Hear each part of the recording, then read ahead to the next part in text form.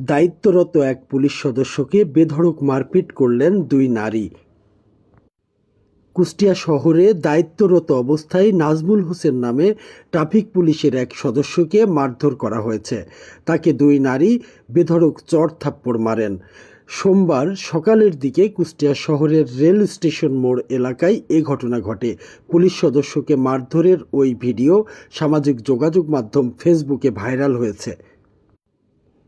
বিষয়টি নিশ্চিত করে ট্রাফিক পুলিশের ইনচার্জ সাজ্জাদ হোসেন বলেছেন, সকালে দুই নারী ট্রাফিক পুলিশের সদস্যকে মারপিট করেছে। বিষয়টি তদন্ত করে দেখা হচ্ছে। এ ঘটনায় মামলার প্রক্রিয়া চলছে। তবে কী কারণে বা কে মারধর করেছে সে তথ্য নিশ্চিত করতে পারেননি তিনি। তবে হামলাকারীদের বিরুদ্ধে আইন ভাইরাল হওয়া ভিডিও ফুটেজে দেখা যায় দুই নারী দায়িত্বরত ট্রাফিক পুলিশের সদস্যকে বেধড়ক মারপিট শুরু করে। এরপর স্থানীয়রা এসে কিন্তু ট্রাফিক পুলিশকে রক্ষা করে।